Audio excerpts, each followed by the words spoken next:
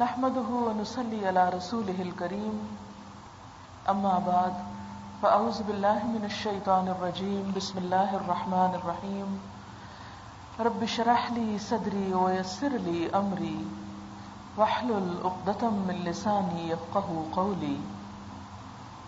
اللہ تعالی نے اس دنیا کو بنایا اور اس میں جو کچھ بھی بنایا اسے جوڑے کی شکل میں بنایا۔ ہر چیز دو کی شکل میں رکھی گئی، صرف اس کی اپنی ذات ہی ایسی ذات ہے جو ایک ہے، اکیلی ہے۔ اس نے جہاں انسان کو زندگی دی تو صرف زندگی نہیں، ساتھ ہی اس کے لیے موت بھی رکھی۔ موت ایک بہت بڑی حقیقت ہے جس کا ہم سب کو سامنا ہے، جس سے کوئی بھی فرار نہیں۔ ارشاد باری تعالی ہے قُل لَن تَنفَعَكُمُ الْفِرَارُ إِن فَرَرْتُم مِّنَ الْمَوْتِ، کہہ دیجئے کہ موت سے بھاگنا، موت سے فرار تمہیں ہرگز فائدہ نہ دے گا، اگرچہ تم موت سے بھاگنا ہی کیوں نہ چاہو۔ قرآن پاک میں 3 مرتبہ یہ آیت بیان کی گئی، کل نفس ذائقۃ الموت، ہر نفس کو موت کا ذائقہ چکھنا ہے۔ ہر ذی روح جو دنیا میں آیا اسے ایک نہ ایک دن لازماً واپس جانا ہے، خواہ کوئی بوڑھا ہو یا جوان ہو، امیر ہو یا غریب ہو، کالا ہو گورا ہو، مرد ہو عورت ہو، کوئی انسان ہو یا جانور ہو۔ جس چیز کے اندر بھی اللہ تعالیٰ نے ایک مرتبہ روح ڈالی، ایک امانت کے طور پر ڈالی، اور اسے ایک نہ ایک دن ضرور واپس اپنے قبضے میں لے لے گا۔ اور اس کا تجربہ ہم ہر روز اپنی زندگی میں اپنے ہی ساتھ کر رہے ہیں۔ جس طرح قرآن پاک میں نیند کو بھی موت سے مشابہ قرار دیا گیا، اللہ یتوفی الانفس حین موتها والتی لم تمت فی منامها، اللہ تعالیٰ موت کے وقت انسان کی روح قبض کرتا ہے، اور وہ جو مرتا نہیں نیند میں اس کی روح لیتا ہے۔ جس طرح سوتے وقت ہم سنتے نہیں، دیکھتے نہیں، بولتے نہیں، کچھ سمجھتے نہیں کہ ہمارے آس پاس کیا ہو رہا ہے، بالکل اسی طرح یہ ایک عارضی وقفہ جو ہم پہ گزرتا ہے، موت اسی طرح کے ایک طویل وقفے کا نام ہے جو اگلی زندگی سے پہلے آنے والا ہے۔ ہر انسان کو دنیا میں زندگی بسر کرنے کے لیے ایک خاص وقت دیا گیا، اور اس کے بعد اس کی واپسی ہے۔ موت مستقل فنا کا نام نہیں ہے، موت ایسے ہی ہے جیسے کسی کا ایک کمرے سے نکل کر دوسرے کمرے میں چلے جانا۔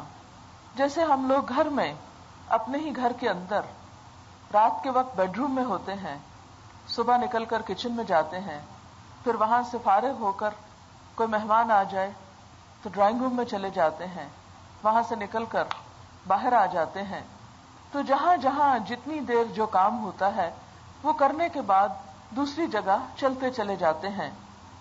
بالکل اسی طرح ہر انسان کے ساتھ یہ مرحلے ہیں۔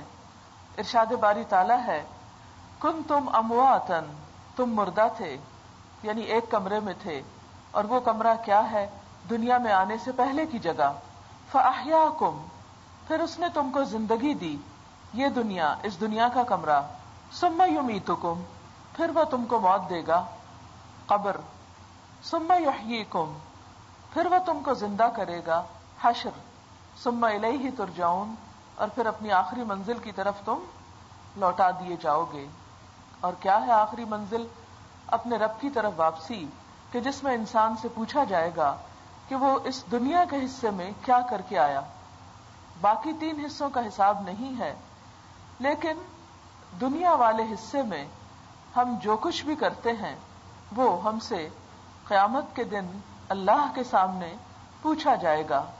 اسی کے بارے میں قرآن پاک میں آتا ہے خلق الموت والحیات لیبلوکم ایکم احسن عملا، اس نے موت اور زندگی کو پیدا کیا تاکہ وہ تمہیں آزما کر دیکھے کہ تم میں اچھے کام کون کرتا ہے۔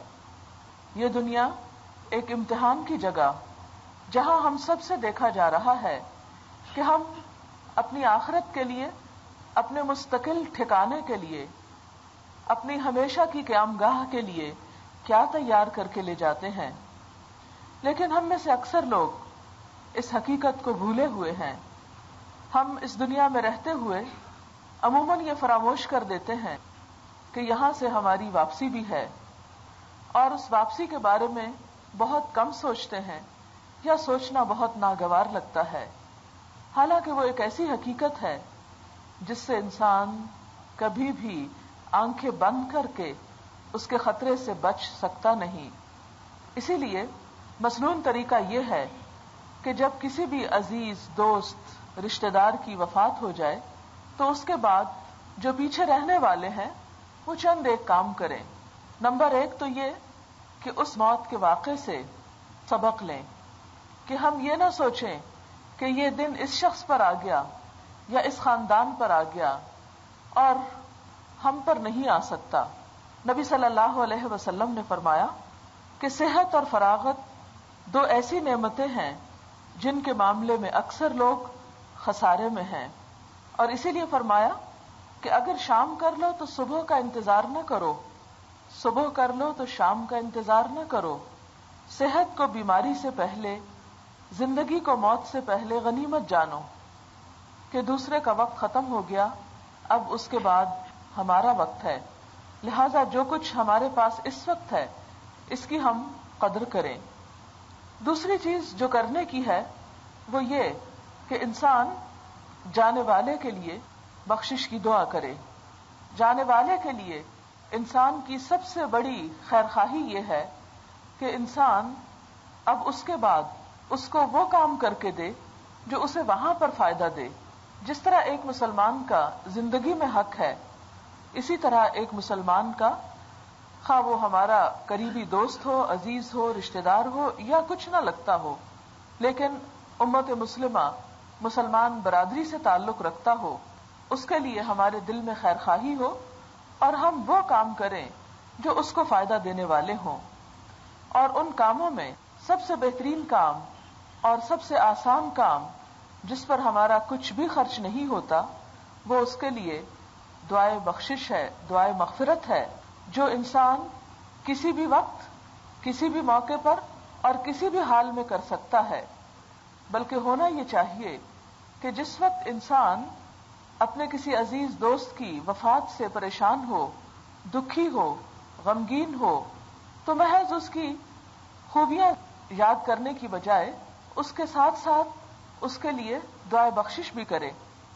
نبی صلی اللہ علیہ وسلم نے فرمایا کہ مرنے والا ڈوبتے ہوئے فریادی کی طرح ہوتا ہے، کہ جیسے ایک شخص ڈوب رہا ہوتا ہے اور وہ فریادیں کر رہا ہوتا ہے کہ آؤ مجھے بچاؤ، آؤ مجھے نکالو، بالکل اسی طرح مرنے والا فریادیں کر رہا ہوتا ہے اپنے دوستوں، عزیزوں، رشتہ داروں سے کہ آؤ میرے حال کی خبر لو، مجھ پر رحم کرو اور میرے لیے کچھ دعا کرو، کیونکہ اس وقت دعا فائدہ دیتی ہے۔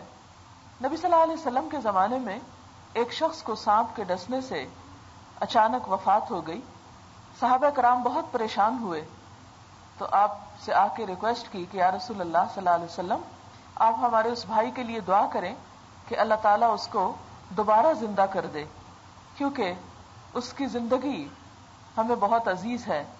تو آپ نے فرمایا کہ کوئی بھی شخص مرنے کے بعد دوبارہ زندہ نہیں ہو سکتا، کیونکہ یہ تو اللہ کا فیصلہ ہے اور اس فیصلے کو قبول کرنا ایک مومن کی شان ہے، لہذا تم اس کے لیے دعا کرو۔ اسی طرح حدیث میں آتا ہے کہ مرنے والا کسی چیز پر اپنے پیچھے والوں سے اتنا خوش نہیں ہوتا جتنا ان کی دعا سے جب وہ اس کو پہنچتی ہے۔ مثلا اگر کوئی اپنے پیچھے مال و متاع چھوڑ گیا، بچے چھوڑ گیا، اپنی پسندیدہ ترین چیزیں چھوڑ گیا جن کو انسان کسی حال میں چھوڑ نہیں سکتا، مثلا انسان کو اپنے بچوں سے بہت پیار ہو سکتا ہے، اپنے عزیز و رشتہ داروں سے بہت محبت ہو سکتی ہے، لیکن مرنے کے بعد ان سب کی محبت ختم ہو جاتی ہے. ہاں اسے اب جس چیز کی طلب ہے وہ یہ کہ میرے عزیز رشتہ دار میرے لیے دعائیں کریں، اور جب وہ اس کو پہنچتی ہیں تو اس کی خوشی کا ٹھکانہ نہیں ہوتا. اور جو دعائیں پہنچتی ہیں میت کو تو اس کے درجات بلند ہوتے چلے جاتے ہیں. اور خصوصی طور پر اولاد کی دعائیں. نبی صلی اللہ علیہ وسلم نے فرمایا کہ جب انسان فوت ہو جاتا ہے تو اس کے تمام اعمال ختم ہو جاتے ہیں. وہ نماز نہیں پڑھ سکتا، وہ روزہ نہیں رکھ سکتا، وہ خود صدقہ خیرات نہیں کر سکتا، لیکن 3 چیزیں مرنے کے بعد بھی اس کو فائدہ دیتی رہتی ہیں. ان میں سب سے پہلی چیز ولد صالح، نیک اولاد ہے، یدعو لہ، جو اپنے والدین کے لیے دعائیں کرتی ہے. حتیٰ کہ ایک روایت میں آتا ہے کہ جب اولاد کی دعا کی وجہ سے کسی شخص کا مرنے کے بعد درجہ بلند کیا جاتا ہے ایک سے اگلے درجے پر، یہ ایسا ہی ہے کہ اگر کبھی جہاز پر آپ نے سفر کیا ہو اور آپ اکانومی کلاس میں بیٹھے ہوں اور وہاں آپ کو آ کر کوئی کہے کہ آپ کو اپ گریڈ کر دیا گیا ہے، آپ فرسٹ کلاس میں آ جائیں، تو آپ ضرور اس سے پوچھیں گے کہ یہ عنایت کس لیے، یہ کیوں؟ اس لیے کہ میرے پاس تو ٹکٹ اکانومی کلاس کا ہے، تو مجھے یہ آنر کیوں بخشا جا رہا ہے وہاں لے جانے کا. تو اس کو کوئی بھی وجہ بتائی جا سکتی ہے کہ آپ کے فلاں کام کی وجہ سے، آپ کی فلاں حیثیت کی وجہ سے. تو بالکل اسی طرح والدین کو اولاد کی دعائیں جب پہنچتی ہیں تو ان کا درجہ بھی بلند کیا جاتا ہے، اور اس وقت انہیں جو خوشی حاصل ہوتی ہے وہ کسی اور چیز سے نہیں. قبر بھی سفر ہی کی ایک حالت ہے. جیسے جہاز میں ہم ایک سفر کی حالت میں ہوتے ہیں، تو سفر خواہ جہاز ہی کا ہو تکلیف دہ ہی ہوتا ہے، انسان کو تھکا دینے والا ہی ہوتا ہے. قبر بھی وحشت کا گھر ہے، تنہائی کا گھر ہے، کیڑوں کا گھر ہے. لہذا وہاں پر بھی انسان کے لیے جو چیز خوشی کا سبب بنتی ہے وہ دعائیں ہیں. اور اس وحشت میں وہ دعائیں جب پہنچتی ہیں اور انسان کو اس سے بہتر جگہ پر اور اس سے بہتر اور اس سے بہتر جگہ پر لے جایا جاتا ہے، تو آپ سوچ سکتے ہیں کہ اس شخص کی خوشی کا کیا ٹھکانہ ہوگا. لہذا خوش قسمت ہے ایسے والدین جو اپنے پیچھے نیک اولاد چھوڑ کر جائیں. لیکن یہ سب کچھ بائی چانس نہیں ہو سکتا. یہ اسی وقت ہو سکتا ہے کہ جب انسان اپنی اولاد کو نیکی کی طرف توجہ بھی دلائے، ان کے دل میں آخرت کی فکر پیدا کرے، اپنی قدر پیدا کرے. اور اپنی قدر صرف باتوں سے پیدا نہیں ہو سکتی، اسی وقت ہو سکتی ہے جب آپ اپنے بچوں کے دل میں اللہ کی محبت پیدا کریں. آپ اللہ کی محبت پیدا کریں گے تو اللہ تعالیٰ آپ کے بچوں کے دل میں آپ کی محبت پیدا کرے گا. جب ہم اپنے بچوں کو اپنے رب سے بے نیاز کر دیتے ہیں تو بچے ہم سے بے نیاز ہو جاتے ہیں. اس لیے بہترین دعائیں اولاد کی دعائیں ہیں جو پوری خیرخواہی، خلوص اور محبت کے ساتھ والدین تک پہنچتی ہیں. ظاہر ہے ماں باپ کی وفات کا غم جس قدر بچوں کو ہو سکتا ہے کسی اور کو نہیں ہو سکتا. انسان خود بھی ماں بن جائے، لیکن ماں ایک ایسی ہستی ہے کہ اس کی کمی ہمیشہ زندگی بھر انسان کو محسوس ہوتی ہے، اور کبھی بھی انسان ماں جیسی چیز سے بے نیاز نہیں ہو سکتا، خواہ وہ خود عمر کے کسی بھی حصے میں کیوں نہ پہنچ جائے. والدین کے ساتھ خیرخواہی کا اور محبت کا اور خلوص کا، عقیدت کا، احترام کا، حسن سلوک کا تقاضا یہ ہے کہ ان کے لیے کثرت سے دعائیں کی جائیں. دوسری چیز جو فائدہ دیتی ہے وہ ہے او علم ينتفع به، ایسا علم جس سے فائدہ اٹھایا جائے. یہ علم خواہ انسان اپنی زندگی میں سکھا جائے یا اس کے مرنے کے بعد اس کے پیچھے اس کے نام پر ایسا کوئی بھی کام ہو جس کا ثواب انہیں پہنچانے کی نیت ہو. انسان اپنی زندگی میں اگر اپنی اولاد کی تربیت کرتا ہے، ان کو کچھ سکھاتا ہے، یا استاد کی حیثیت میں کسی کو کچھ سکھاتا ہے، یا اس کے علاوہ اپنا کوئی بھی ہنر، کوئی بھی فن، کوئی بھی ایسی چیز جس سے انسانیت کو فائدہ پہنچتا ہو، جس سے کسی کی تکلیف کم ہو سکتی ہو، جس سے کسی کا دکھ دور ہو سکتا ہو، کوئی بھی علم، اس میں دین کا علم بھی شامل ہے اور وہ علم بھی شامل ہے کہ جو انسانوں کے بھلے کے لیے ہو. جیسے دنیا میں اگر کوئی انسان کسی کی کوئی بھی خدمت کرتا ہے تو وہ اللہ تعالیٰ کے ہاں ایک بہت بڑی نیکی قرار پاتا ہے. مثال کے طور پر آپ صلی اللہ علیہ وسلم کے ارشادات کے مطابق کسی بھوکے کو کھانا کھلانا جنت میں لے جانے والے کاموں میں سے ہے. ظاہر ہے کہ بھوکے کو کھانا آپ اسی وقت کھلا سکتے ہیں جب آپ پکانا جانتے ہوں. اگر آپ کھانا پکانا ہی کسی کو سکھا رہے ہیں تو یہ بھی ایک علم ہے. آپ کی وجہ سے اگر کوئی شخص پکانا جانتا اور پکا کر کسی اور کو کھلا رہا ہے تو وہ اگر آپ نے اچھی نیت سے اس کو سکھایا تو وہ آپ کے لیے ایک فائدہ ہے. کسی کو کپڑا سینا سکھا دینا، کسی کو اور کوئی ٹیکنالوجی، کوئی بھی چیز جو کسی انسان کو ملی، اگر وہ اپنی زندگی میں دوسروں کو اس سے مستفید کرتا ہے تو مرنے کے بعد وہ چیز اس کو فائدہ دیتی ہے. اور دین کا علم تو یقینی طور پر فائدہ دیتا ہے، کیونکہ وہ انسان کی صرف دنیا نہیں آخرت کی بھی نجات کا ذریعہ ہے. اس لیے مرنے والے کو، یعنی ہم میں سے ہر ایک کو اپنے جانے سے پہلے کوئی نہ کوئی ایسا کام ضرور کرنا چاہیے کہ جو مرنے کے بعد بھی صدقہ جاریہ ہوتا رہے. اس میں یہ چیزیں بھی شامل ہیں کہ مثلاً اگر ایک انسان کوئی کتاب لکھ جاتا ہے، اچھی کتاب ہے جس سے لوگ پڑھتے ہیں، فائدہ اٹھاتے ہیں، نسلوں تک وہ بات جاتی ہے، جب تک وہ بات موجود ہے آگے سے آگے پہنچتی ہے تو انسان کو فائدہ دیتی چلی جاتی ہے. اسی طرح اگر کوئی شخص کسی کو کوئی چیز پڑھا دیتا ہے، زبانی سکھا دیتا ہے، یاد کروا دیتا ہے، وہ بھی اسی میں آ جاتا ہے. یا اسی طرح اپنا مال کسی ایسی جگہ پر لگاتا ہے کہ جہاں لوگوں کی تعلیم کا فائدہ ہو تو وہ بھی ایک طرح سے صدقہ جاریہ ہے. اسی لیے تیسری چیز جو ہے او صدقۃ جاریہ، صدقہ جاریہ جو مرنے والے کو فائدہ دیتا ہے، یہ بھی دو تین طرح سے ہو سکتا ہے. ایک یہ کہ انسان اپنی زندگی میں ایسے کاموں میں مال خرچ کرے کہ جہاں اس کے مرنے کے بعد بھی اسے فائدہ پہنچتا رہے. مثلا ایک شخص نبی صلی اللہ علیہ وسلم کی خدمت میں حاضر ہوا اور اس نے پوچھا، یا رسول اللہ صلی اللہ علیہ وسلم، میری ماں اچانک فوت ہو گئی ہے، اگر میں اس کی طرف سے کوئی صدقہ کروں تو کیا اس کو فائدہ پہنچے گا؟ آپ نے فرمایا ہاں. پھر اس نے پوچھا کہ میں کیا صدقہ کروں، یعنی سب سے بہترین صدقہ اپنی ماں کے لیے کرنا چاہتا ہوں. تو آپ صلی اللہ علیہ وسلم نے فرمایا کہ تم پانی کا انتظام کرو. لہٰذا اس نے ایک کنواں کھدوایا. اس شخص نے اس کنویں کا نام اپنی ماں کے نام پر رکھا اور کہا ہذہ لأم سعد، یہ ام سعد کے لیے ہے. یعنی جیسے ہمارے ہاں مختلف چیزوں کے، شہروں کے، علاقوں کے، اسکولوں کے نام پڑ جاتے ہیں، اسی طرح کنووں کے بھی نام ہوتے تھے. تو انہوں نے اس کنویں کو اپنی ماں کے نام منسوب کر دیا، جیسے کوئی بک لکھ کر کسی کے نام منسوب کر دی جاتی ہے. اسی طرح کیونکہ اس دور میں لوگوں کو پینے کے پانی کی بہت مشکل تھی. اب یہ کہ جب تک وہ کنواں قائم رہا، جس کسی نے بھی اس میں سے پیا، خواہ کسی انسان نے یا جانور نے، جانور کو پلانے کے بارے میں بھی آپ کو معلوم ہے وہ مشہور روایت.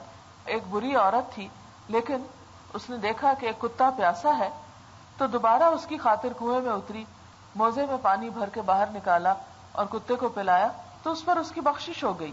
تو پانی پلانا، کسی کی تکلیف دور کرنا، کسی کی پیاس بجھانا، تو جتنا بھی انسان اس میں کام کرتا ہے، ہاں ایک شخص پیتا ہے یا 1000 پیتے ہیں، 1 سال رہتا ہے یا 1000 سال وہ کنواں باقی رہتا ہے، تو جس شخص کے نام پر وہ چیز کھدوائی گئی اس کو اس کا فائدہ پہنچتا رہے گا.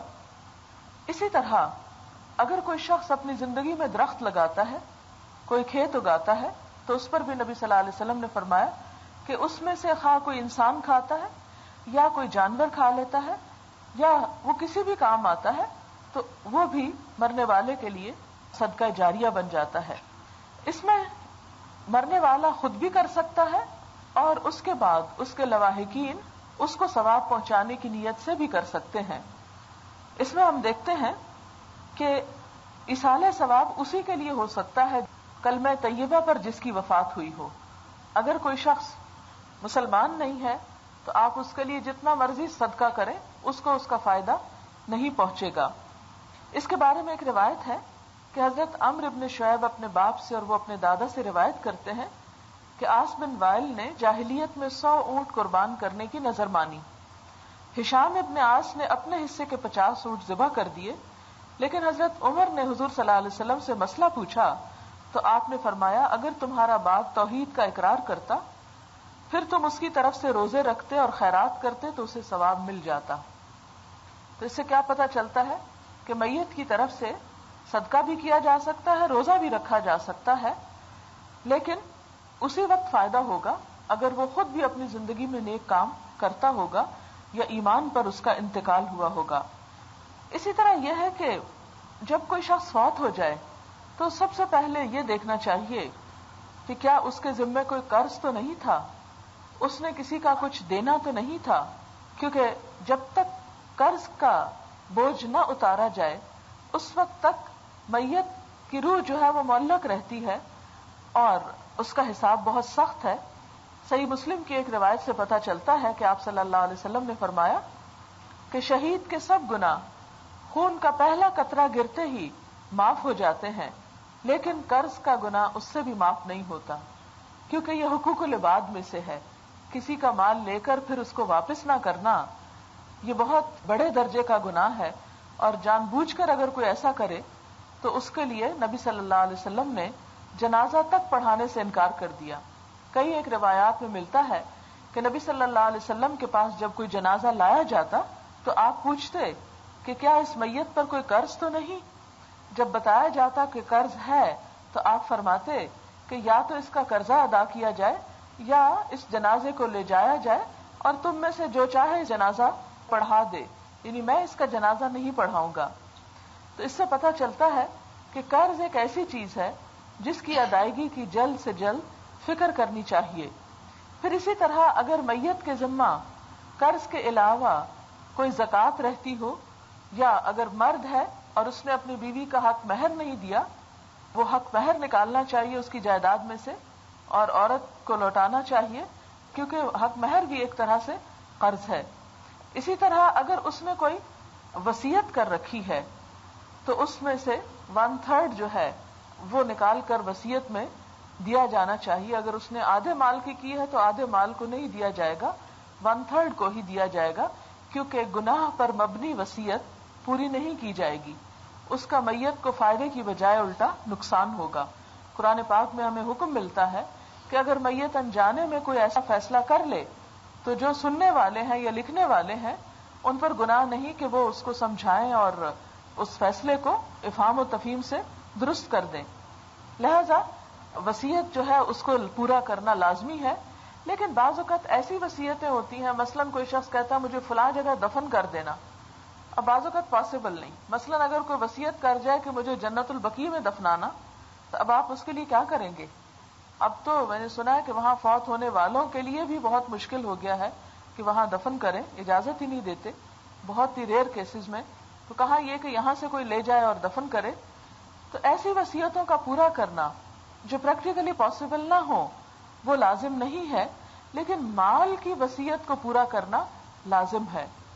پھر اسی طرح اگر اس نے حج کرنا تھا اور حج اس پہ فرض تھا اور وہ نہیں کر سکا تو اس کے وارث اس کی اولاد میں سے یا بیوی یا شوہر یا کوئی ایسا شخص, چاہے وہ رشتہ دار نہ بھی ہو لیکن اس نے اپنا حج کر رکھا ہو, تو وہ میت کی طرف سے حج بدل کر سکتا ہے.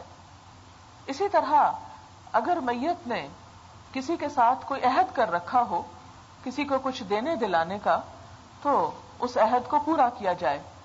ایک عورت نبی صلی اللہ علیہ وسلم کے پاس آئی اور پوچھنے لگی کہ میری ماں اس طرح اچانک فوت ہو گئی ہے, اس کے ذمے کچھ قرض تھا, کیا میں ادا کر سکتی ہوں؟ تو آپ نے فرمایا کہ اللہ زیادہ حقدار ہے کہ اس کا قرض ادا کیا جائے. اللہ تعالیٰ کی طرف سے ایک طرح سے پوچھ بھی ہے اس معاملے میں. تو اس سلسلے میں یہ ہے کہ اگر کوئی شخص کسی انسان کے ساتھ کوئی عہد کرتا ہے کچھ دینے کا, مثلا شوہر نے بیوی کو کچھ دینے کا وعدہ کیا اور وہ دینے کے لیے تیار ہی تھا کہ اس کے انتقال ہو گیا, تو ایک طرح سے وہ وعدہ جو ہے وہ پورا کیا جائے گا. پھر اس کے بعد یہ ہے کہ وراثت کی تقسیم جو ہے صحیح اصولوں کے تحت اس کا ہونا بھی بہت ضروری ہے, کیونکہ اگر وراثت کی تقسیم درست نہ ہو, اگر میت کا اس میں کسی طرح کا بھی کوئی ہاتھ ہو تو اس کی شدید پکڑ ہو سکتی ہے. اس میں ہم دیکھتے ہیں کہ بعض اوقات لوگ غلط وصیت کر کے حقداروں کو حق سے محروم کر دیتے ہیں. تو اس صورت میں اتنی سخت بات آتی ہے کہ ایک شخص اگر ساری زندگی نیک کام کرتا رہا اور جنت کے کنارے تک پہنچ چکا تھا, لیکن اگر اس نے وصیت غلط کی اور وراثت کی تقسیم میں گڑبڑ کی تو وہ جنت سے محروم ہو جائے گا. یعنی بہت ہی سخت بات ہے. ہمارے ہاں عموماً یہ ہوتا ہے کہ جب کوئی فوت ہو جاتا ہے تو بعد میں اولاد میں سے جو زیادہ ذرا اسٹرانگ ہوتے ہیں وہ دوسرے لوگوں سے مل کر عموماً عورتوں کو، لڑکیوں کو وراثت سے محروم کر دیتے ہیں. بعض اوقات مائیں بھی بیٹوں کے ساتھ مل کر بیٹیوں کو ایک طرف کر دیتی ہیں. ایسی کوئی بھی کوشش جو ہے وہ انسان کے گناہ میں اضافے کے سوا کسی فائدے کی نہیں، کسی چیز میں اضافے کا سبب نہیں. اس لیے اس معاملے میں بہت احتیاط کی ضرورت ہے. عموماً جب وراثت تقسیم نہیں ہوتی تو بہن بھائیوں میں، خون کے رشتوں میں باہم بہت فسادات شروع ہو جاتے ہیں، جس کے نتیجے میں قطع رحمی ہوتی ہے اور اس قوم پر، اس گھر پر، ان لوگوں پر اللہ کی رحمت نازل نہیں ہوتی جس میں قطع رحمی کرنے والے لوگ موجود ہوں. یعنی رشتہ داروں کو ان کا حق نہ دیں یا بول چال بند کر دیں یا آپس کے تعلقات کو خراب کریں. لہذا وہاں سے اللہ کی رحمت اٹھ جاتی ہے. اس لیے کوئی بھی ایسی چیز کہ جس سے اللہ تعالیٰ کی رحمت سے انسان دنیا یا آخرت میں محروم ہو، اس سے اجتناب کرنا چاہیے. دو چیزیں جن کے بارے میں قرآن پاک کی کسی آیت یا نبی صلی اللہ علیہ وسلم کی کسی سنت سے کوئی پتہ نہیں چلتا، وہ چیزیں نماز ہے اور قرآن کا پڑھنا ہے. کچھ علماء یہ کہتے ہیں کہ جس طرح صدقہ کر سکتے ہیں آپ کسی کے لیے، حج کر سکتے ہیں، روزہ رکھ سکتے ہیں، اسی طرح آپ کسی کی نماز بھی پڑھ لیں.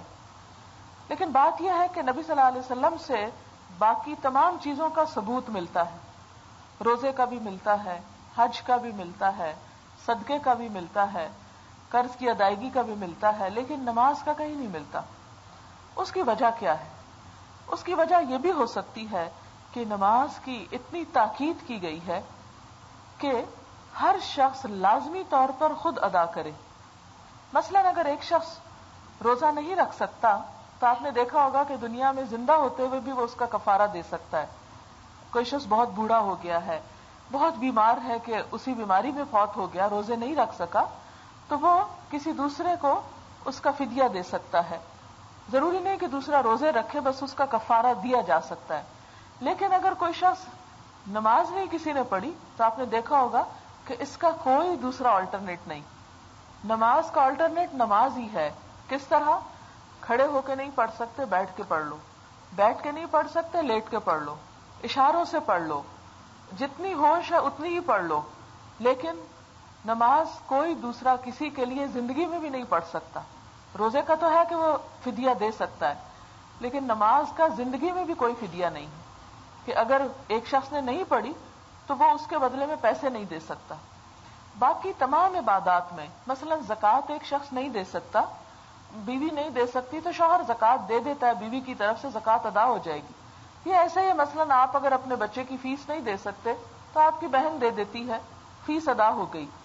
لیکن اگر آپ کے بچے نے نماز نہیں پڑھی تو وہ اس کے حصے کی نماز نہیں پڑھ کے دے سکتی.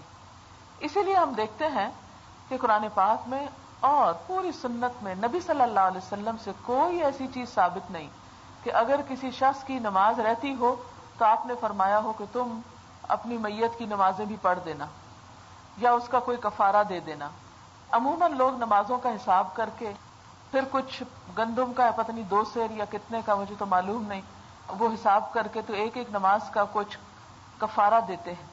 لیکن یہ ایک عام صدقہ ہی شمار ہوگا. جیسے صدقہ انسان کی تکلیفوں کو دور کرتا ہے تو ہم امید کرتے ہیں کہ ایک مرنے والے کی تکلیفوں کو بھی صدقہ پیچھے سے کیا ہوا دور کرے گا. اس ضمن میں تو یہ بات درست ہے، لیکن کسی جگہ یہ نہیں پتا چلتا کہ ایک نماز کی جگہ 2 سیر گندم دو یا 4 سیر دو یا 10 روپے دو یا 20 روپے دو. یہ سب من گھڑت مسئلے ہیں. خود سے خود لوگوں نے اپنے ازمپشن سے یہ چیزیں ایجاد کر لی اور دین میں ان کی ایسے پابندی شروع کر دی جیسے کوئی فرض، اتنی تو فرض نماز کی پابندی نہیں کی جتنی ان چیزوں کی جو خود سے بنایا ہوا دین ہے اس کی پابندی شروع کر دی. تو اس میں یہ ہے کہ نمازوں میں کوئی شخص بیمار ہو گیا مثلا اور اس کو ہوش ہی نہیں تو اس پہ نماز ہے ہی نہیں. جیسے ایک شخص اچھا بھلا تھا، آپریشن ہو رہا ہے، 2 دن کے لیے وہ کومے میں چلا گیا، بے ہوش رہا. ایک شخص 2 سال خدا نہ خواستہ کوئی بے ہوش رہتا ہے تو جب وہ ہوش میں آئے گا تو اسے پچھلی نمازیں نہیں پڑھنی ہوگی. نماز کا نا بلیک اینڈ وائٹ میں ہے معاملہ. مثلاً پیریڈز والی عورت جو ہے اس کو نماز نہیں پڑھنی تو بعد میں قضا بھی کوئی نہیں کرنی. نہیں پڑھی نہیں پڑھی، بچے کی پیدائش کے بعد نہیں پڑھی تو بس نہیں پڑھی، ختم ہو گئی. روزہ کا تو ہے کفارہ، یہاں قضا. جیسے روزہ نہیں رکھا کسی نے تو قضا رکھ لے. نماز نہیں پڑھی تو بس وقتی نماز تو یہ ہے کہ جیسے سو گیا انسان، اٹھا تو عصر کا وقت نکل گیا تو مغرب کے ساتھ وہ عصر بھی پڑھ لے.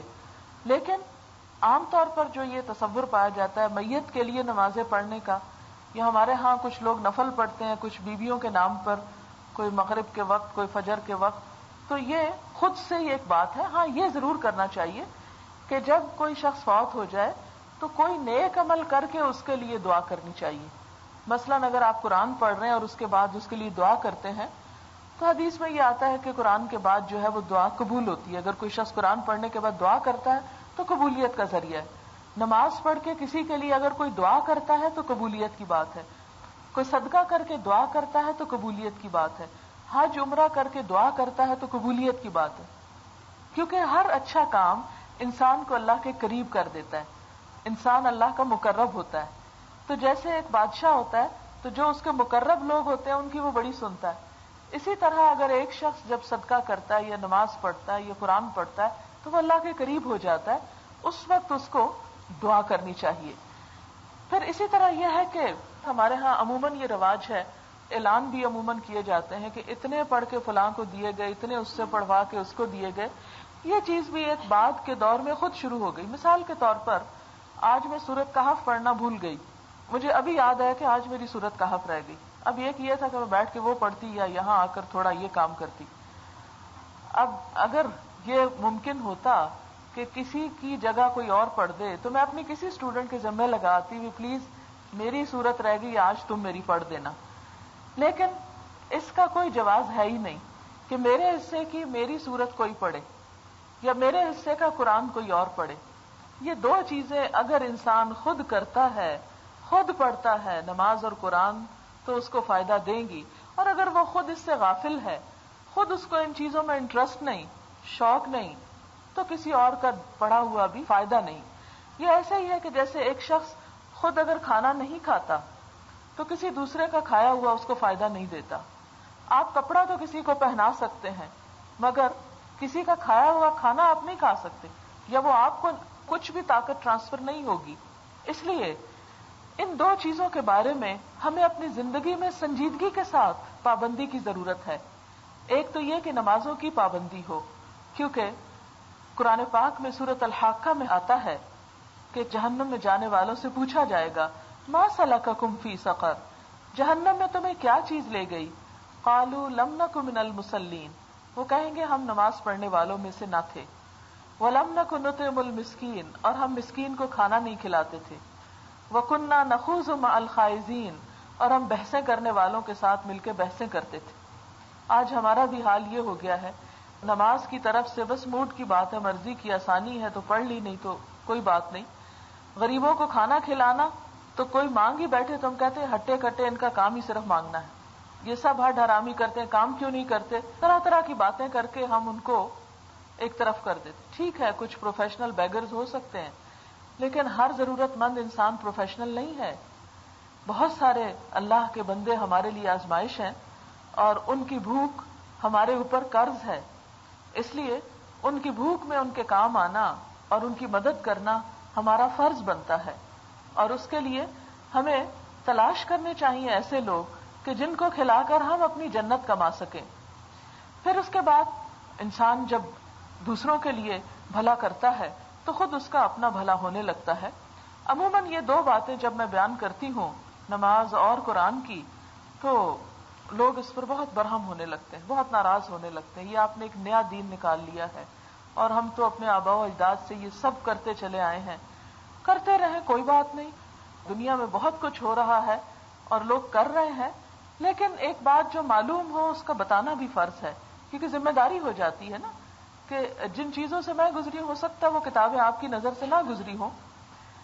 پھر اس کے بعد یہ ہے کہ تیسری چیز جو ہماری قوم میں بہت عام ہو گئی ہے کہ دین کے معاملے میں محض بحث کرنا، صرف انٹلیکچوئل ڈسکشن کا ذریعہ بنا لینا یا حجت بازی کرنا. یہ بات سمجھ میں نہیں آتی کہ یہ کیوں آخر کہی گئی اس کی کوئی لاجک نہیں سمجھ میں آتی، یہ چیز تو پرانے وقتوں کی کہانی ہے، اور اس طرح کہہ کے ہم نے اپنا دین اپنے ہی ہاتھوں اس کو حقیر کر دیا۔ اس کے بعد یہ ہے کہ میت کے لیے اس کے مرنے کے بعد بہترین اس کے لیے جو ہم صدقہ جاریہ بن سکتے ہیں، وہ جو دوسرے لوگ ہیں جو رشتہ دار نہیں ہیں، ابھی تک تو رشتہ دار کی بات ہوئی، اولاد کی بات ہوئی، تو جتنے بھی عزیز دوست رشتہ دار ہیں وہ تمام کے تمام بھی یہ تینوں کام کر سکتے ہیں، میت کے لیے دعا بھی، اس کے لیے صدقہ خیرات بھی، اور اسی طرح اس کے لیے کوئی علم کا کام بھی، کہ اس کے نام پر کوئی کتاب چھپوا لی جائے یا کسی بچے کی فیس دے دی جائے۔ میں تو سوچتی ہوں کہ آج کل ہمارے جو گورنمنٹ کے سکولز ہیں ان میں بعض اوقات کلاس روم میں بلب تک نہیں ہوتا، بعض اوقات پنکھا نہیں ہوتا، بعض اوقات فرنیچر پورا نہیں، اتنا زیادہ ایڈمیشن ہوتا ہے کہ بچے بعض اوقات بیٹھنے سے آری ہیں۔ آپ خود سوچیں، آپ سب اس بات کو اچھی طرح جانتے ہیں کہ جب بھی ایڈمیشن کے دور آتے ہیں تو عموماً والدین کے لیے کتنی پریشانی کی بات ہوتی ہے کہ پہلی جماعت کے بچے کو ایڈمیشن نہیں ملا، سیٹ نہیں ہے۔ تو آپ خود سوچیں کہ ہمارے ملک میں کس قدر کمی ہے پھر تعلیمی اداروں کی، اور اسلام نے ہمیں کتنا خوبصورت طریقہ بتایا کہ زندگی میں تو کیا، مرنے کے بعد بھی اگر نیکی کمانا چاہتے ہو تو اس کام میں آگے بڑھو۔ مسلمان قوم کا تو لٹریسی ریٹ 100% ہونا چاہیے تھا، لیکن آج ہم 30% سے آگے نہیں بڑھ سکے۔ ہمارا ہمسایہ ملک جس کی اکثریت غیر مسلم ہے، وہاں لٹریسی ریٹ 50% ہے انڈیا میں، اور ہماری حالت مسلمان ملک کی یہ ہے کہ ہم اس سے بھی پیچھے ہیں۔ ہمیں اس پر سنجیدگی سے سوچنا چاہیے۔ ایک اور ہمارے ہاں ہوتا یہ ہے عموماً کہ جب کوئی فوت ہو جاتا ہے تو جمعرات اور 40ویں کے نام پر اتنے کھانے پکائے جاتے ہیں، اتنی دیگیں پکائی جاتی ہیں، اتنا خرچ کیا جاتا ہے کہ میں سمجھتی ہوں کہ اگر وہی رقم کسی اسکول کے 1 سال کا بجٹ آپ دے دیں، کسی لیب کا، بچوں کے سائنس کے پریکٹیکلز کرنے کے لیے ان کو اگر آپ سامان فراہم کر دیں تو آپ دیکھیں گے کہ آپ کی قوم تھوڑی سی ترقی میں ایک قدم آگے بڑھ جائے گی۔ لیکن ہمارے ہاں بس صرف خود ہی ایک پارٹی کے انداز میں، پھر اس میں نمکین بھی ہو، اس میں میٹھا بھی ہو، اور پھر بیٹھ کے ان کھانوں کو ٹیسٹ کرتے رہتے ہیں، ان پر ڈسکشن ہوتی رہتی ہے۔ اب معاملہ یہاں تک پہنچ گیا کہ آپ کسی 40ویں پہ جائیں، آپ دیکھ کے ایک لک سے کبھی نہیں پہچان سکتے کہ 40واں ہو رہا ہے۔ اس میں اور شادیوں میں کوئی خاص فرق نظر نہیں آتا۔ ان کے لیے بھی کارڈ چھپ رہے ہیں، اس کے لیے بھی ٹینٹ لگ رہے ہیں، اس کے لیے بھی کھانے پک رہے ہیں، اور ہزاروں نہیں لاکھوں میں بات جاتی ہے۔ اور دوسری طرف ہماری قوم کا حال یہ ہے کہ اکثریت ہماری جاہل ہے، تو وہ کام ہمیں کرنے چاہیے جو ہمیں دنیا میں بھی عزت دیں اور وہ جو ہمیں آخرت میں بھی دیں۔ لیکن ہم صرف لوگوں کے خوف سے یا لوگوں کی خوشی میں ایسے کام خوشی سے کر لیتے ہیں، بعض اوقات قرض اٹھا کے بھی کرتے ہیں جن کا نہ دنیا میں کوئی فائدہ ہے سوائے اس کے کہ لوگ خوش ہو جائیں گے، اور بعض اوقات لوگ بھی خوش نہیں۔ اور لوگوں کا ڈر یہ ہوتا ہے کہ اگر ہم نے یہ نہ کیا تو لوگ کہیں گے والدین فوت ہوئے تو انہوں نے شکر کیا، کچھ کھلایا پلایا ہی نہیں۔ وہ ایک بڑا ہی فضول قسم کا محاورہ مشہور ہے کہ مر گیا مردود نہ ختم نہ درود، یعنی اس قسم کی لاف قسم کی بات مشہور کی گئی ہے کہ وہ شخص جو ہے گویا ایک قسم کا سوسائٹی کا ریجیکٹڈ انسان ہے جس کے لیے بعد میں یہ کھانے وانے نہیں پکے۔ مجھے اچھی طرح یاد ہے کہ ہمارے جب دادا فوت ہوئے تو کسی نے کہا کہ میٹھا ضرور ہونا چاہیے، تو میری والدہ نے پوچھا کہ وہ کس لیے، تو بتایا گیا کہ جو بزرگ فوت ہوتے ہیں تو اس خوشی میں کہ اللہ نے ان کو سمیٹ لیا ہے۔ جی یہ میں نے اپنے کان سے سنی ہے، تو اس وقت سے مجھے بہت حیرت ہوئی اس بات پر کہ کیا لاجک ہے اس میں کہ بزرگوں کے فوت ہونے پر میٹھا۔ مختلف علاقوں کی رسمیں ہو سکتی ہیں، چونکہ مین میڈ رسمیں ہیں یہ ساری، اس لیے اس میں جو چاہیں آپ اضافہ کر لیں، جیسے کھانا پکانے جتنے مسالے چاہیں ڈال لیں۔ تو جب ایک دین ہم نے خود گھڑ لیا تو اس میں جو چاہیں آپ کانسیپٹ ڈالتے چلے جائیں۔ اور پھر بعض علاقوں میں جو تعزیت کے لیے لوگ آتے ہیں ان کو واپسی پہ جوڑے بھی دیے جاتے ہیں، بعض جگہوں پہ دوپٹے دیے جاتے ہیں۔ یہ سب خرافات جو ہیں ہمارے معاشرے کو گھن کی طرح چاٹ گئی ہیں۔ ان تمام چیزوں کا جب تک خاتمہ نہیں ہوگا ہم نہ دنیا میں ترقی کر سکتے ہیں اور نہ آخرت میں خدا کو منہ دکھانے کے قابل ہیں۔ اس لیے کہ مال ہمارا جن چیزوں پہ خرچ ہونا چاہیے تھا وہاں ہو نہیں رہا، جو کام ہماری ذمہ داری تھی وہ ہو نہیں رہی۔ اور یہ سارے درد میں آپ لوگوں کے سامنے اس موقع پر اس لیے رکھ رہی ہوں کہ آپ ملک کا سمجھدار، پڑھا لکھا، ذمہ دار طبقہ ہے، حساس دل رکھنے والے لوگ ہیں۔ آپ کے کرنے سے معاشرے کے اندر چینج آ سکتا ہے، اور خواتین ہی کسی بھی گھر کے اندر کسی بھی کام کی روح رواں ہوتی.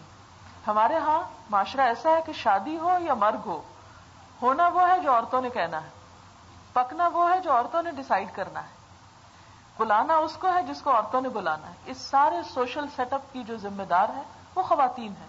اگر ہم لوگ اصلاح کے لیے تھوڑے ڈٹرمنڈ ہوں گے، تھوڑا فرم ہوں گے، تو انشاءاللہ چینج آئے گا.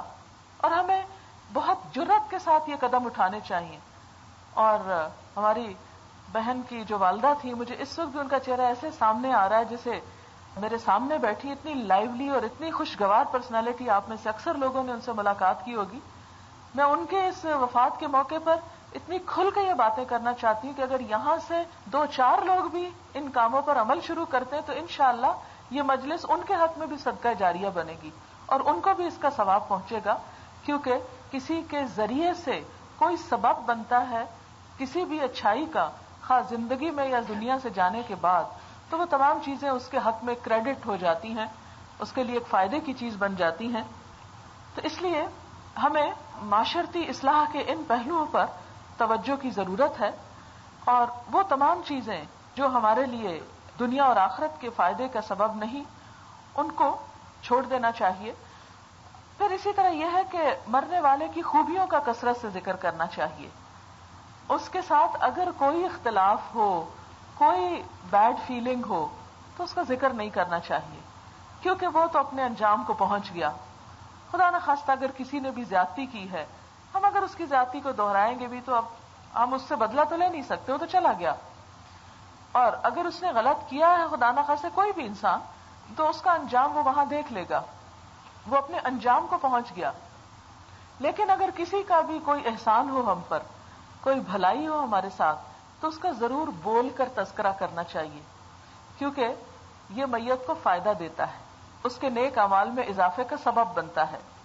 حضرت عائشہ فرماتی ہیں کہ نبی اکرم صلی اللہ علیہ وسلم کے سامنے کسی مرنے والے کا ذکر برائی کے ساتھ کیا گیا تو آپ نے فرمایا، تم اپنے فوت شدگان کا ذکر بھلائی کے سوا نہ کرو. پھر اسی طرح حضرت عائشہ کہتی ہے کہ نبی صلی اللہ علیہ وسلم نے فرمایا، مردوں کو برا نہ کہو، جو کچھ انہوں نے آگے بھیجا تھا وہ اس کا بدلہ پا چکے. اسی طرح یہ ہے کہ جب کوئی فوت ہو جائے تو بہت زیادہ چیخ پکار کے نہیں رونا چاہیے، صبر و تحمل اور وقار کا مظاہرہ کرنا چاہیے.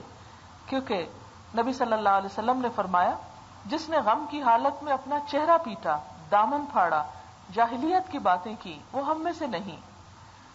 پھر اسی طرح یہ ہے کہ صبر کرنے کی جزا جنت ہے. بعد میں جو اولاد ہو یا رشتہ دار ہوں، اگر وہ وفات کے موقع پر صبر کرتے ہیں تو ان کے لیے اس پر جزا ہے. ہم دیکھتے ہیں کہ حضرت انس رضی اللہ تعالی عنہ فرماتے ہیں کہ نبی اکرم صلی اللہ علیہ وسلم کی بیٹی کی تدفین کے وقت میں موجود تھا. نبی صلی اللہ علیہ وسلم قبر کے پاس بیٹھے ہوئے تھے اور آپ کی آنکھوں سے آنسو روا تھے. رونے میں کوئی حرج نہیں، اور صبر کے ساتھ رونا اس کی اجازت ہے، اور اس پر کوئی پابندی نہیں، حد نہیں کہ اتنے دن رو اور اتنے نہ رو. ہاں یہ بات ہے کہ جو سوگ کی کیفیت ہے وہ 3 دن کے بعد پھر ختم کر دینی چاہیے اور اپنی نارمل لائف میں لوٹنے کی کوشش کرنی چاہیے، کیونکہ یہ اللہ کا ایک فیصلہ ہے جسے انسان کو قبول کرنا. کسی کی بھی وفات انسان کے لیے ایک امتحان ہے، اور اس امتحان میں کامیاب ہونا ہی انسان کی عقل مندی ہے. جو کچھ ہو چکا اسے پلٹایا نہیں جا سکتا، وہ اللہ کا ایک فیصلہ تھا. اگر انسان اس پر بہت شدت سے ریئیکٹ کر رہا ہے تو وہ اللہ تعالیٰ کی ناراضگی کا سبب بن جاتا ہے. اور صبر کرنا جہنم کی آگ سے رکاوٹ اور جنت میں گھر حاصل کرنے کا ذریعہ ہے. حضرت ابو سعید سے روایت ہے کہ عورتوں نے نبی صلی اللہ علیہ وسلم کی خدمت میں عرض کیا، آپ ہمارے لیے واز کا ایک دن مقرر کیجیے. آپ نے عورتوں کو نصیحت کرتے ہوئے فرمایا، جس عورت کے 3 بچے فوت ہو جائیں وہ صبر کرے تو وہ بچے اس کے لیے جہنم کی آگ سے رکاوٹ ہوں گے. ایک عورت نے پوچھا جس کے 2 بچے، آپ نے فرمایا 2 بچے بھی جہنم کی آگ سے رکاوٹ کا ذریعہ ہوں گے. لیکن یہ اسی وقت ہے کہ جب انسان اس موقع پر صبر کرتا ہے. اسی طرح یہ ہے کہ کسی کے ہاتھ تعزیت کے لیے جانے کا بھی بڑا ثواب ہے. جو شخص کسی شخص کی وفات کے موقع پر اسے صبر کی تلقین کرتا ہے، تعزیت کرتا ہے، تو اس کو بھی اتنا ہی اجر ملتا ہے جتنا میت کے وارث کو صبر کرنے پہ ملتا ہے. اہل میت کے گھر جمع ہونا اور ان کے ہاں کھانا کھانا جو ہے صحابہ کرام اسے نوحے میں شمار کرتے تھے اور اسے پسند نہیں کیا جاتا تھا. لہذا تعزیت کر کے جلد از جلد لوٹنے کی کوشش کرنی چاہیے. ہمارے یہاں ایک رواج ہے کہ روٹی توڑنا، ایک لفظ بولا جاتا ہے روٹی توڑ کر جائیں. عام حالات میں تو ہم کسی مہمان کو نہیں کہتے کہ روٹی توڑ کے جائیں، لیکن یہ ایک رسماً یہ لفظ بولے جاتے ہیں کہ جب میت رخصت ہو تو کھانا کھا کر جائیں. یہ گھر والوں پر ایک ناروا بوجھ ہے. ایک شخص جو خدمے سے نڈھال ہے، اسے اپنی بھی ہوش نہیں، وہ کہاں لوگوں کو لک آفٹر کر سکتا ہے. اسے اپنے سنبھلنے اور ریسٹ کے لیے بھی ٹائم چاہیے. پھر مشکل یہ ہوتی ہے کہ تعزیت کا سلسلہ بھی ہم کئی روز تک طویل رکھتے ہیں اور میت کے لواحقین کو بار بار وہ باتیں یاد کرا کرا کے اس کا غم تازہ رکھتے ہیں، جس کی وجہ سے اسے نارمل حالت میں آنے میں بہت وقت لگتا ہے. ایسے میں کوشش یہ کرنی چاہیے کہ اس شخص کی توجہ دوسرے اہم مفید کاموں کی طرف لائی جائے اور اس طرح وہ اپنے وقت کو، اپنی زندگی کو کسی بہترین کام میں لا کر اپنا بھی اور مرنے والے کی خاطر بھی کچھ کر کے اس کا بھی فائدہ کرے. یہ چند چیزیں اس موضوع کے مناسبت سے. اب میں ذرا چاہتی ہوں کہ دعا اچھی سی کروا دوں، کیونکہ یہ باتیں تو ہمیں ہی فائدہ دیں گی، جو باتیں ان کو فائدہ دینے والی ہیں وہ دعا ہے. تو اس لیے اب ہم دعا کرتے ہیں. سبحان اللہ والحمد للہ ولا الہ الا اللہ واللہ اکبر ولا حول ولا قوة الا باللہ العلی العظیم. اللہم صل علی محمد وعلی آل محمد كما صليت على إبراهيم وعلى آل إبراهيم إنك حميد مجيد. اللهم بارك على محمد وعلى آل محمد كما باركت على إبراهيم وعلى آل إبراهيم إنك حميد مجيد. ربنا آتنا في الدنيا حسنة وفي الآخرة حسنة وقنا عذاب النار. ربنا لا تزغ قلوبنا بعد إذ هديتنا وهب لنا من لدنك رحمة إنك أنت الوهاب. ربنا هب لنا من أزواجنا وذرياتنا قرة أعين واجعلنا للمتقين إماما. ربنا لا تؤاخذنا إن نسينا أو أخطأنا. ربنا ولا تحمل علينا إصرا كما حملته على الذين من قبلنا. ربنا ولا تحملنا ما لا طاقة لنا به واعف عنا واغفر لنا وارحمنا أنت مولانا فانصرنا على القوم الكافرين.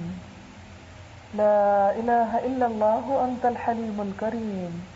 سبحان الله رب العرش العظيم والحمد لله رب العالمين. رب نسألك موجبات رحمتك وعزائم مغفرتك والغنيمة من كل بر والسلامة من كل اسم لا تدع لنا ذنبا إلا غفرته ولا هما إلا فرجته ولا حاجة هي لك ردا إلا قضيتها يا أرحم الراحمين. يا حي يا قيوم برحمتك نستغيث. اب مخصوص دعا پڑھوں گی، اس پر آپ نے آمین کہنا ہے کیونکہ آمین سے قبولیت ہوتی ہے. جہاں میں پاز کروں گی پلیز آپ آمین سب بولیں. اللہم اغفر لها وارحمها وعافها واعف عنها واکرم نزلها ووسع مدخلها واغسلها بالماء والثلج والبرد ونقها من الخطايا كما ينقى الثوب الأبيض من الدنس. اللهم أبدلها دارا خيرا من دارها وأهلا خيرا من أهلها. اللهم أدخلها الجنة اللهم أدخلها الجنة وأعذها من عذاب القبر ومن عذاب النار. یا رب العالمین، تو ہماری بہن کی بخشش فرما، ان پر اپنی رحمت نازل فرما، ان کو اپنی عافیت میں رکھ، ان کو اپنی حفاظت میں رکھ، ان کے درجات بلند فرما، ان کو جنت الفردوس میں جگہ عطا فرما. یا اللہ انہیں عذاب قبر سے محفوظ رکھنا، ان کے کبیرہ اور صغیرہ گناہوں کو معاف کر دینا، ان کی تمام خطاؤں سے درگزر کر لینا، یا اللہ ان کے درجات کو بلند فرمانا، یا اللہ ان کی اولاد کو ان کے لیے صدقہ جاریہ بنا دینا۔ یا رب العالمین انہوں نے زندگی میں جو بھی نیک کام کیے ہیں یا اللہ ان کاموں کو دوسروں کے لیے صدقہ جاریہ بنا دے۔ یا رب العالمین تو ان پر اپنی رحمت نازل فرما، یا اللہ ان کے درجات بلند فرما، یا اللہ ان کی بخشش فرما، ان پہ اپنی رحمتیں نازل فرما۔ یا حی یا قیوم برحمتک نستغیث، یا حی یا قیوم برحمتک نستغیث، لا الہ الا انت سبحانک انی کنت من الظالمین۔ یا حی یا قیوم برحمتک نستغیث، یا اللہ ہم بھی اسی رستے کے مسافر ہیں، ہمیں اپنی اصلاح کی اور معاشرے کی اصلاح کی توفیق عطا فرما۔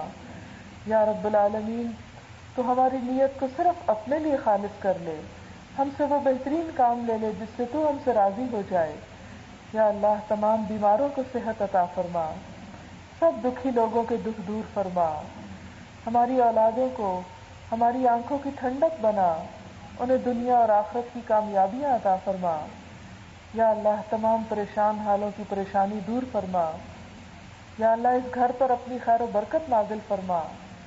یا اللہ ان لوگوں سے اپنے دین کا بہترین کام لے۔ یا رب العالمین جتنے لوگ آئے ہیں ان کے دلوں میں جو دعائیں اور نیک تمنائیں ہیں یا اللہ ان کو پورا فرما، ہم سب پر اپنی رحمت نازل فرما، تو ہم سب سے راضی ہو جا۔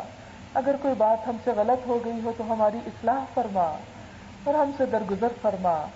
ربنا تقبل منا انك انت السميع العليم وتب علينا انك انت التواب الرحيم، وصلى الله تعالى على خير خلقه محمد وعلى آله وأصحابه وأهل بيته أجمعين برحمتك يا أرحم الراحمين إلهي آمين۔ سبحانك اللهم وبحمدك نشهد أن لا إله إلا أنت نستغفرك ونتوب إليك۔ السلام علیکم ورحمۃ اللہ۔